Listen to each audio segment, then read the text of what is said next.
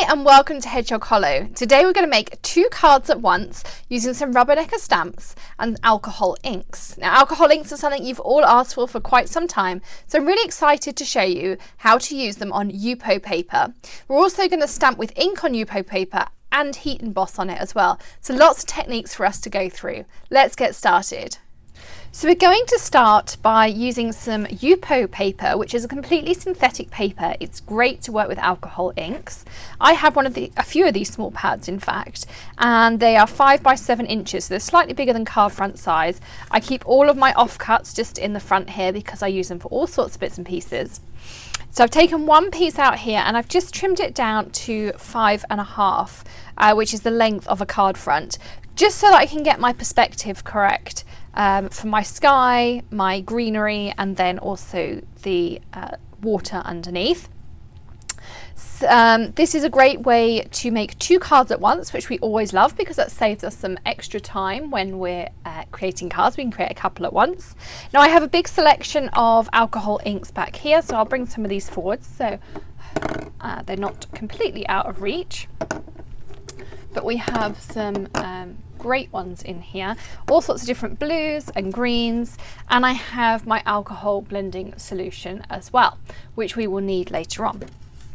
So we want to do roughly 1/3 of sky, so we're going to do some lighter blues, then we're going to do 1/3 of green, and then we're also going to do around about 1/3 of darker blues, which I'm going to make more into a lake type of view. So to do that, I'm going to start with my greens first of all. I have something called Stream, which is a nice bluey green. We have lettuce, we have oregano, we have pesto, I don't know what these two are. We have limeade and citrus. So we're going to start with some of the lighter ones and then we'll build up into darker colours. This is one of the Tim Holtz tools with just some felt on it. You can buy the felt pre-cut, although I now tend to just cut down a piece of craft felt that I buy from a big box store. It's far more cost effective and oops, it doesn't take very long. That's fine. We can, if you get jobs on there, you can either pick it up with some kitchen towel, or I'm going to leave that there and blend it in. You can see I'm just taking different shades of green and I'm just putting a dab. You don't need much, a little bit will go a long way on here. You can see how beautifully this one is just pouring itself out. We'll have a little bit of stream. So I'm going to start with these lighter shades and then we'll go in with our darker ones afterwards. Now when you work with alcohol inks, you can work in a variety of ways. You can just dab down like this. I prefer kind of a twisty technique. I find it gives me the better blend. And every card you do with alcohol inks will be different. Never think, oh, I've done this and now I want to replicate it, because quite honestly, you will never be able to replicate it. And you can see here this lovely texture that we're starting to get into here. And now I'm going to add some of those darker colours.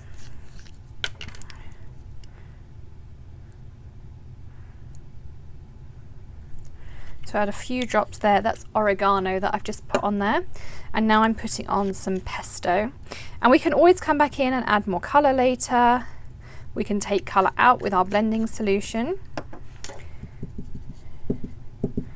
But I want this to look like an area of trees, which is where we're going to do our stamping at the end. And if your thirds don't work out perfectly, that's fine too. So I'm going to leave those colours in there, but what I am going to do is I'm going to add just a few drops of that blending solution. Now you can wait and see what kinds of effects you get. You can also then pick some of it up onto your felt piece and you can move it around. That also allows you to add in a bit more colour, and I'm going to leave that there and see where we end up with our blues. So to use our blues, I'm going to add a new piece of felt just because I don't want to muddy them up with the colours we've already put on there. And I'm going to start with some of my lighter colours. So I'm just looking what blues I've got here. I'm going to use some patina. I'm going to keep the mermaid and the indigo for the water, and I think I'll keep that there. I think I'm going to start mostly with sailboat blue and then maybe add in a little bit of patina. But let's start with this true blue first. I have to say blue seems to be one colour that I seem to be missing some of. And you can overlap. There's absolutely no issue there. In fact, I may just add some direct. You can add this directly to your paper. All sorts of fun techniques you can do when you work with alcohol inks.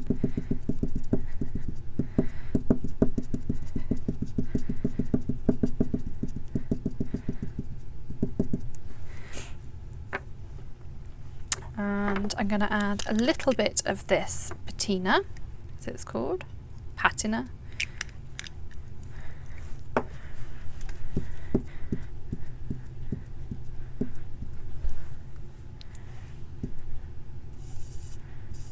And I'm going to smush, I don't know. So I'm just applying my piece directly down and working in circles. And I'm going a little bit into that green area and blending it out. So it just looks like that sky is blending into our green area. And now we can work on our bottom piece. So I'm going to use the same. I'm just going to get some of that colour out that we've already put into it. And I'm going to start with some mermaid. And I'm actually just going to put some big drops of mermaid down. Like this. You can see how beautifully you get these lovely effects. I'm going to be quite generous with this indigo onto here. I'm actually going to add quite a lot because I want this to really shine and give it some fun effects. And then I'm just going to dab in a little bit of turquoise as well. And the great thing with this Yupo paper is you can keep going off. If I took a piece of kitchen towel with my alcohol blending solution, I could take all of this colour off and I could start again. So if it doesn't come out how you like, you can take it back, right back to white paper, or you can just take a few different colours and layers off. So that's pretty intense. I think I'm going to take this down a little bit. I'm going to add some blending solution onto here. You can see how it bleaches out that colour already. But what it should do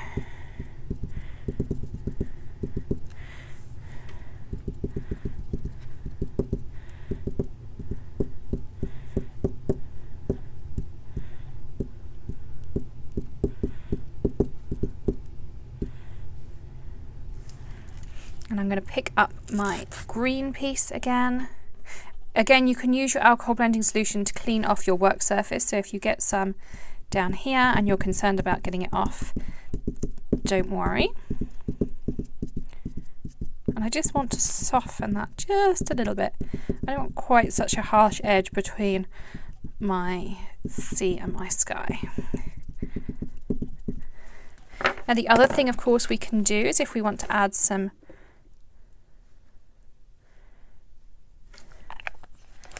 nice ripples to our sea down here. I'm going to pop back on my blue piece.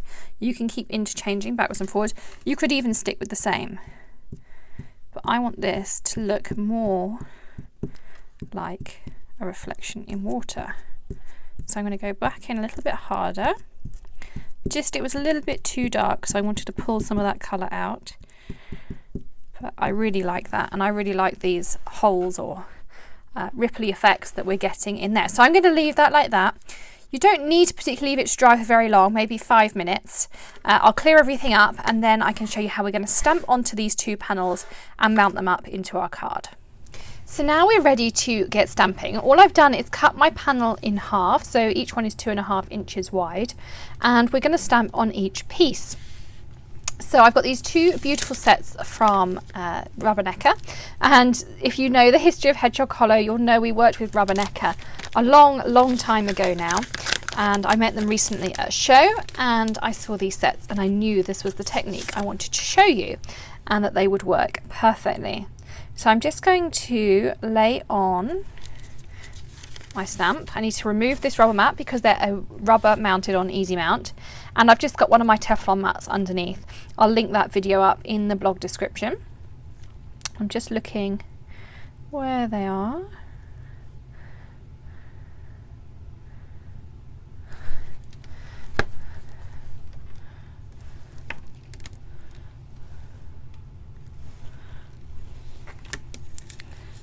I want these to be straight.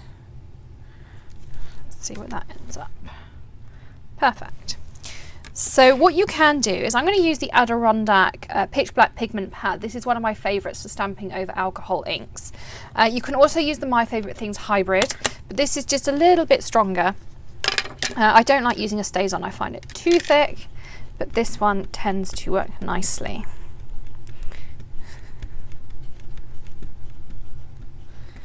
And mine is very old, so it's not as juicy as it used to be. It probably does need a bit of a re-ink, but we'll just build up some layers to get that lovely black solid image that we want. So let's start with layer 1, and of course with our Misti we can stamp it as many times as we need to. So you can see here how our trees are coming in.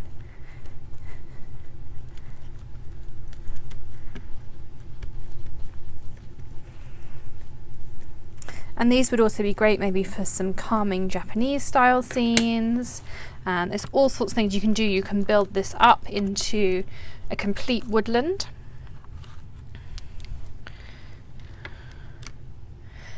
And I'm also going to add this other tree that's in the set, which is here.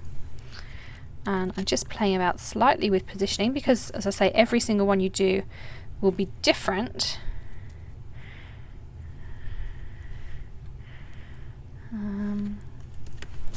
And they do give you this very helpful picture so you can work out exactly where you want things.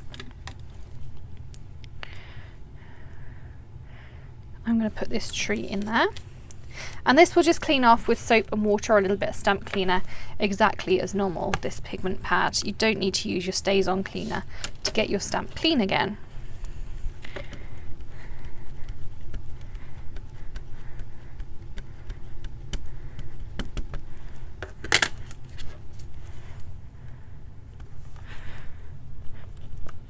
So I'm just pressing this down quite firmly. My finger in there.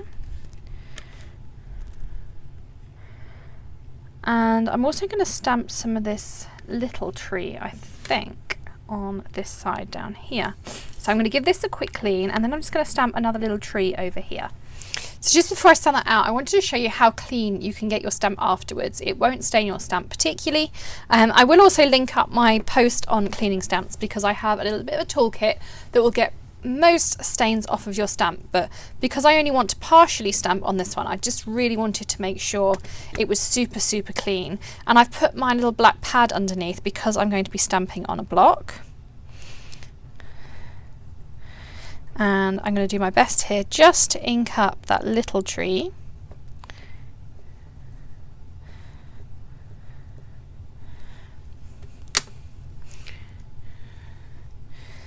And just try and work out where it is. Then I'm going to stamp it over here.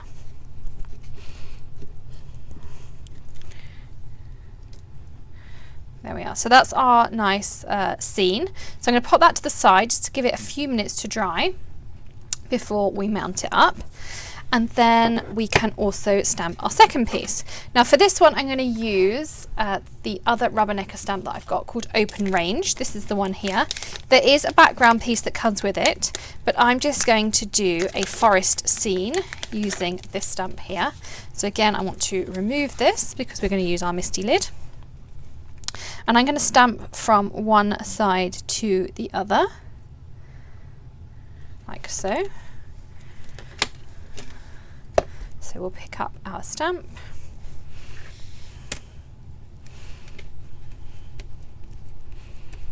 And give it a good inking.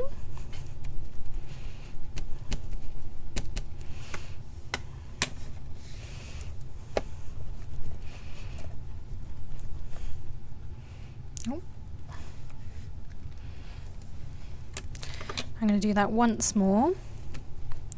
And then I've got some really pretty sentiments that we're going to put over the top of this just to finish it off as well.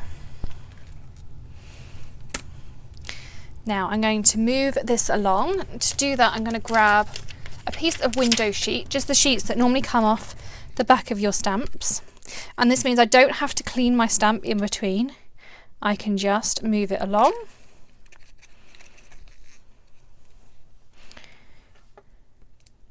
like this.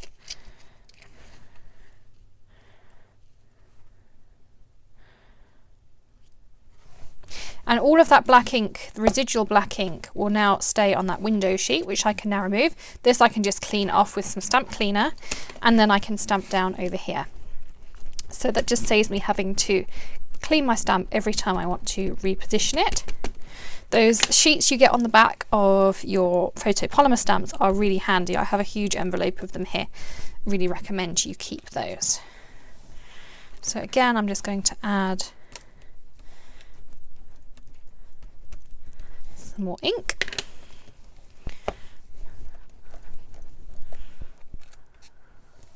Like so. And now we can mat up and add our sentiments.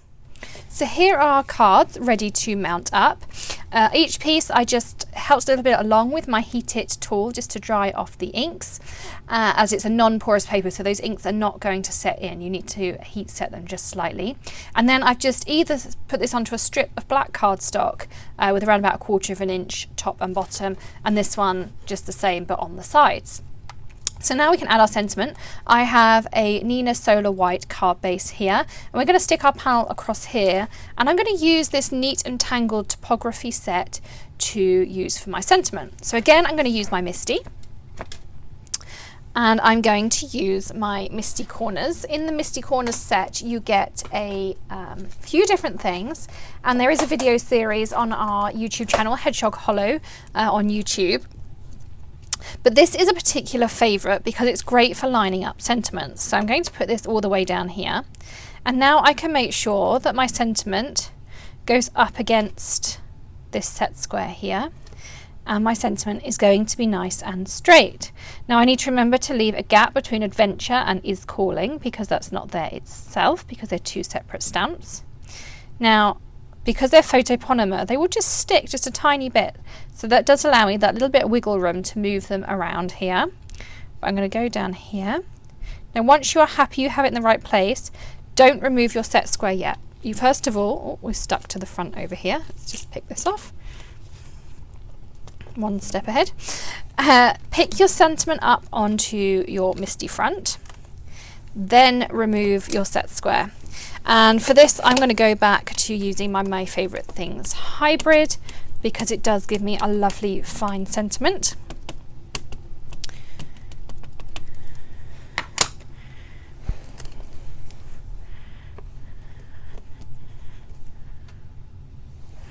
And I'm going to do that a second time just to really thicken it up.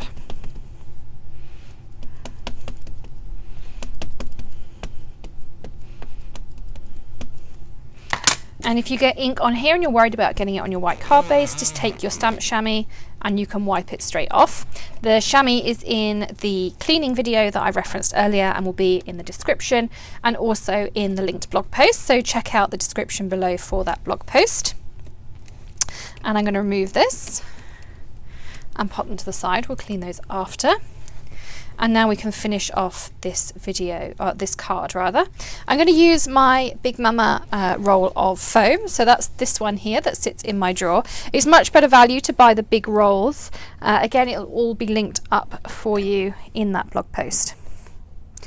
And I'm just going to snip off some pieces. And here it has a join, so I'm going to snip in there perfectly.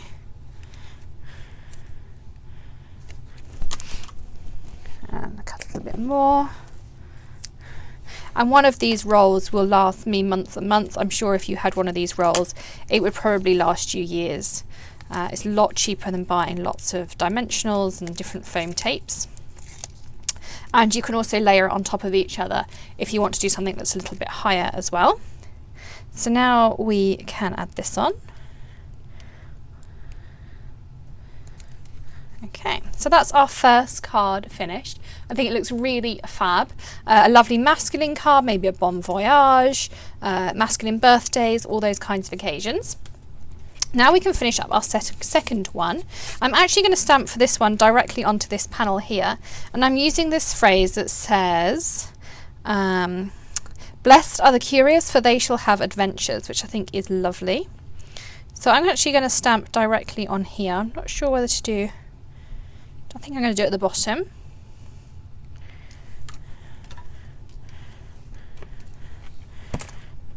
And I'm just going to lift that up. Now this will get quite sticky, so I'm going to use one of my Misty corners.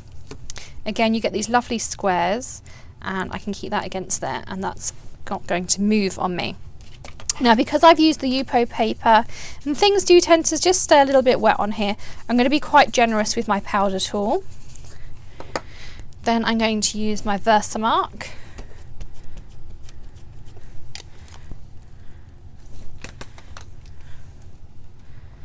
And I'm going to stamp it down, like so. And if you find that it's picking up just because of that, you can just stick your bone folder like I am in the corner. Now, just for luck, because I can't really see things that well under there, I'm just going to stamp it a second time just to make sure that I don't have any issues. Now, you have all asked me whether I use a brayer on top of my Misti, and the answer is not very often. I find if you knead the top, like as though you're kneading bread or baking a cake or something pastry, then I get a pretty good impression. So I'm going to grab my tiny tray, and I'm using the Ranger White Superfine Detail.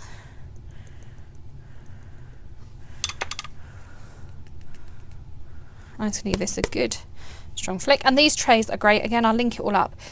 One of these I've had 15 years. They're pretty inexpensive, and they're great for glitter and sequins and embossing powders. Now I'm going to grab my embossing tool, and do not attempt to emboss inside your Misti unless you have one of these Teflon mats in there. I'm going to heat this up first. Now you do want to be pretty careful because you have used alcohol inks in the background. Of course, alcohol is flammable, so just a little bit of caution. Don't leave it on an area too long. We'll just keep moving it around.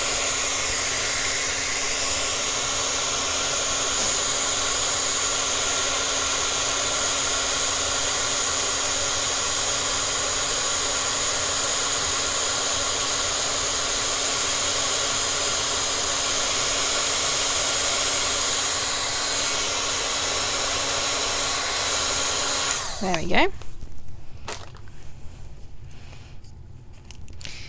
And I'm just going to give that a good press down to make sure it's stuck to my background. And again, I'm going to use some of my foam tape to stick it down. So let's grab a longer piece.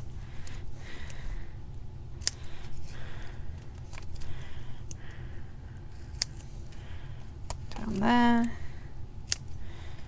Across here. And up here.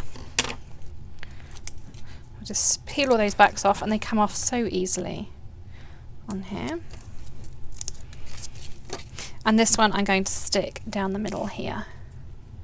So let's make it as even as we can. Of course, it's the length of a card because we made it that 5.5. Like that, and that's our second finished card. So we've made two beautiful, I think quite masculine cards. They look very much remind me of the Stampscape stamps that I used to use. It used to take hours and hours, but these are super simple, and we made two cards at once. So I hope you've enjoyed today's tutorial. Do leave us a comment with your favourite card that we made today, and subscribe to our channel here at Hedgehog Hollow. Thanks for stopping by. Happy stamping. Bye.